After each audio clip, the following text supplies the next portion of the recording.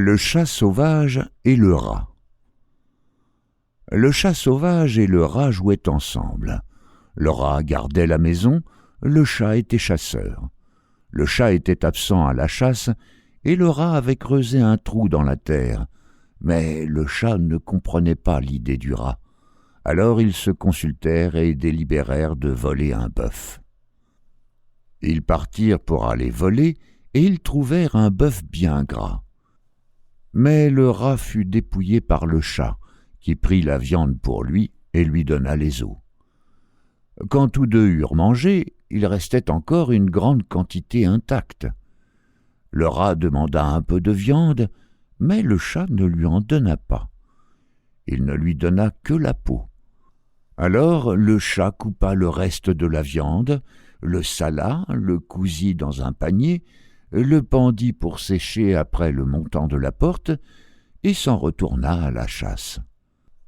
Lorsque le chat fut parti à la chasse, le rat fit un trou dans le panier et mangea chaque bouchée de viande. Quand le chat revint de la chasse, il dit « Je vais chercher de la viande pour mon souper. » Mais quand il eut descendu le panier, on n'y voyait plus rien.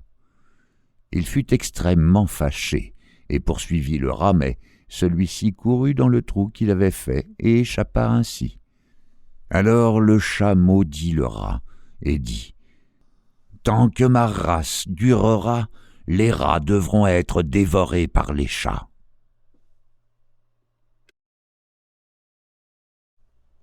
Le dauphin. Il était une fois un pêcheur qui aborda dans une île où il n'y avait que des femmes. Une vieille le fit entrer dans sa case et le garda. Les autres eurent vent de la chose et vinrent trouver la vieille.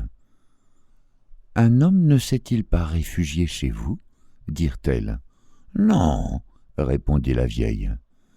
Le lendemain, même demande et même réponse. Le pêcheur, qui entendait ces conversations cachées dans un coin de la case, avait peur qu'on lui fît un mauvais parti s'il était découvert. Un matin qu'il se promenait sur le bord de la mer, il vit dans un endroit écarté un poisson énorme. C'était un dauphin. « Sors-moi d'ici, dit le pêcheur au poisson, je n'y suis pas en sécurité. »« Volontiers, répondit le dauphin, mais va chercher de la nourriture pour la route. » L'homme prit du riz dans la case de la vieille, revint sur le rivage et partit avec le dauphin. Celui-ci le déposa sur une île appelée Nosy-Boraï.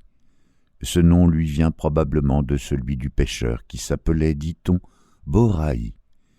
Ses descendants habitent encore cette île.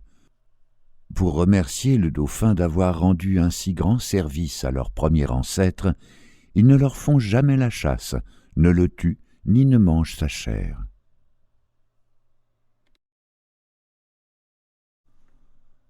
Le Fils de Dieu épouse les deux cousines. Il était une fois deux frères qui portaient tous les deux le nom d'Adrien Boabé. L'aîné était méchant, le cadet, au contraire, était bon. L'un et l'autre avaient des filles très jolies. Celle de l'aîné s'appelait Soamenti, la bonne noire, et celle du cadet Soana Rivola, la bonne qui produit de l'argent, et Soavasaa, la bonne blanche. Le Fils de Dieu les vit et voulut les épouser. Il se maria d'abord avec Soamenti, puis il fit demander Soana Rivola. Quand Soamenti apprit cela, elle en fut fâchée et considéra sa cousine comme une ennemie. Lors du mariage de Soamenti avec le Fils de Dieu, tous les parents et les voisins, Soana Rivola elle-même, avaient été invités. Soamenti les réunit de nouveau et leur dit « Soana Rivola veut me prendre mon époux, mais je ne veux pas, moi. Je vais leur enlever le foie. » Et elle enleva le foie à Soana Rivola. Celle-ci mourut et on l'enterra. Quelque temps après, Soavasaa, qui regrettait beaucoup sa sœur Soana Rivola, alla se promener sur son tombeau, puis se mit à chanter. « Oh, Soana !» Nous espérons que vous avez apprécié cet aperçu. Pour continuer à écouter ce livre audio sur Google Play Livres, utilisez le lien dans la description de la vidéo.